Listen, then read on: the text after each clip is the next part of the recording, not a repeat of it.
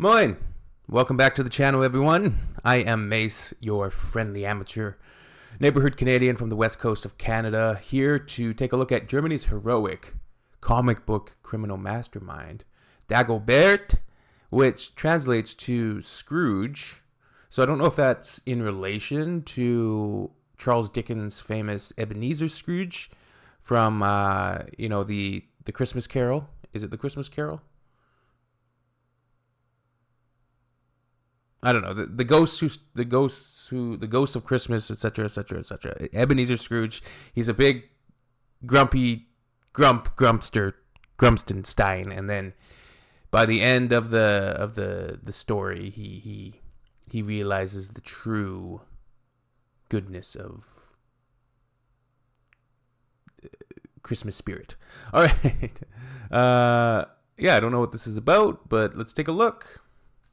It was on the 22nd of April 1994 that Arno Funke's career as a dangerous criminal finally came to an end, but not before he'd become... So this is a real guy who did criminal acts, but became like a folklore or a bit of a folk legend in the process? Something of a folk hero in Germany, although in retrospect, he could have wished for a cooler alias. This is the story of Dagobert. He first came to the attention of the police and the public in May 1988, when West Berlin's premier department store Kaufhaus des Westens received a phone call from East Berlin. A bomb timed to go off at night had been planted in the store, and the as-yet unidentified extortionist was demanding 500,000 Deutschmarks, which... So, a bomb threat, that's no joke, right? That's no joke. In our... in Canada, we're sending everything in the kitchen sink at that to try to figure out what's going on. Is the equivalent in today's money of about 540,000 euros. Phoning from East Berlin was a great way of making things a lot more difficult for the authorities. At the time, it was actually quite simple to get a visa to just visit East Berlin for the day. In the event, the bomb failed to go off, but a few days later, another one was planted, and this one worked, causing an estimate... They were actually planted. Oh, damn. I thought it was just going to be like a fake bomb threat, sort of like a classic distraction scenario.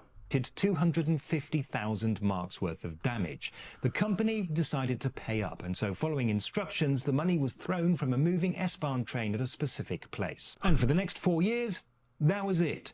Somebody had successfully extorted a significant amount of money from a luxury department store, but the identity of this person remained a mystery, and the case was unsolved. It was, in fact, Arno Funke, an artist who specialized in painting cars. This is one of his designs. At the time, he needed some cash to kickstart a new business. Later medical examinations also suggested that fumes from the paints that he used in his job had caused minor brain damage that contributed to his already depressed state, to the point that he became almost suicidal. By 1992, he had spent all of his money and so decided to resort once again to extortion. This time he would target the Karstadt department store chain, but otherwise...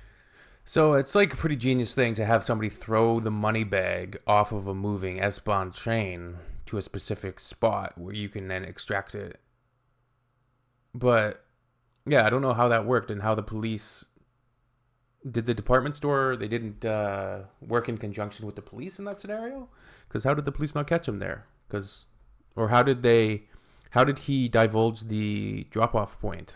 The basic plan was the same. Also, of course, by this time, Germany had reunified, and so the trick of phoning from East Berlin would no longer work. Instead, he would call from a random public payphone and play a recording of a synthesized computer voice. He demanded 1,000,000 marks and instructed the company to signal their agreement by placing a small ad in a newspaper with a coded message. According to a later interview, it's like a movie. He was looking at the bag that he was going to use for the money, and it had a picture of Scrooge McDuck on it, who in the German translation is for some reason known as Dagobert. And so he decided Dagobert the message the would duck. be Onkel Dagobert grüßt seinen Neffen. On seeing this, he would phone with further instructions, introducing himself as Dagobert and apologizing for the extortion. And so he became known to everybody as Dagobert. One night, a bomb exploded in the porcelain department of a store in Hamburg, causing a lot of damage but injuring nobody. And Dagobert organized a complicated handover. This needs to be like a comedy crime film. The money was to be placed in a special device that he had built and then attached to the outside of a specific train. The device included a timer that would release the container at a specific time for Dagobert to then pick up. Now, in those days, trains were a bit more reliable than they are now, and so officers were able to work out from how the timer was set where it would be.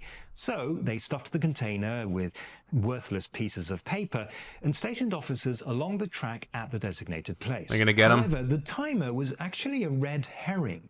The real release mechanism was radio controlled, and Dagobert was waiting in a completely different place. So the police waited in vain as the extortionist made off with, well, as it turned out, some paper. Dagobert's response... If he had gotten the money that time, that would have been pretty epic. That would have been pretty clever.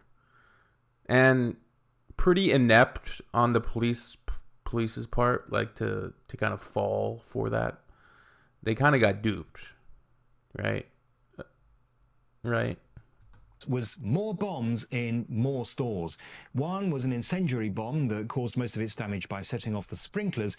Another was a bomb that detonated inside a lift during opening hours. And according to some sources, 2 people were slightly injured, but according to others, nobody was injured at all. Further attempts to either deliver the money or catch Dagobert were made and failed. In one very celebrated incident, he was almost caught, but the officer slipped on the wet grass and Dagobert cycled away while the police in their cars got stuck in traffic. News report. Oh no.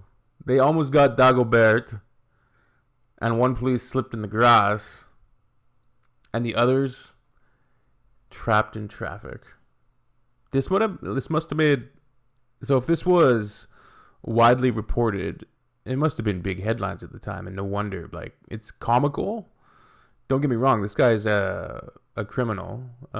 It's really inexcusable, like setting off bombs and stuff like that. But I can see how it became somewhat of a sensational story, of course, obviously. Report said that the officer slipped on dog feces, but this detail, while funny, is actually untrue. And so began a cat-and-mouse game that lasted nearly 2 years. Does cats on the stores mouse? in several cities were attacked, and Dagobert came up with a whole range of ingenious contraptions and tricks. He continued to evade capture, but he also never got his money. On the rare occasion that an attempt was made with real money, the handover failed for some other reason. The most famous incident was when instructions were given to This is place crazy. the cash This is a crazy story. in a specific grit box. Sensing an easy arrest, police What's a grit box? put a bag in the box and lay in wait. When, after a very long time, nothing had happened, they went to retrieve the bag, only to discover that Dagobert had been hiding in a trench that he'd previously dug under the box, which he had fitted with a false bottom. In 1993, he... So did he get the money? That's what the guy does in... Well, it's sort of the same. There's been a couple things here where actually I've been like, hey, that happened in a movie. Like the money drop off the train I've seen in a film, like a crime film. And also that one is similar to, if you've seen the movie Speed with Keanu Reeves. Near the end of the film, they make the drop for the bad guy who's taking all these people hostage. You put the bomb under the bus, right? They put the money in this mailbox, and then they all think they got him, right? Because they're watching the mailbox. But he's dug out underneath the mailbox and taken the money into this like subway thing. He increased his demand to 1.4 million marks, but still had no success. Meanwhile, the German public was absolutely delighted with this legendary but mysterious genius who was outwitting the police at every turn.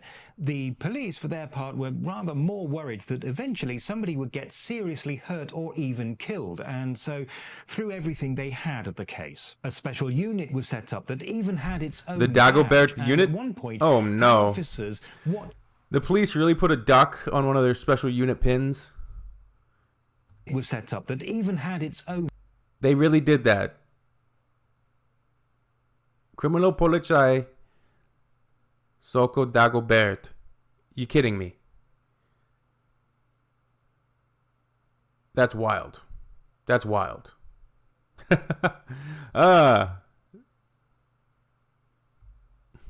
badge, and at one point Talk about had pumping up the officers tires of watching Dagobert. 3,000 payphones all over Berlin, only for Dagobert to then completely by chance choose a phone that wasn't being watched. On the 19th of April 1994, however, he and his car were spotted at the scene of another failed handover, and this allowed him to be positively identified as Arno Funke.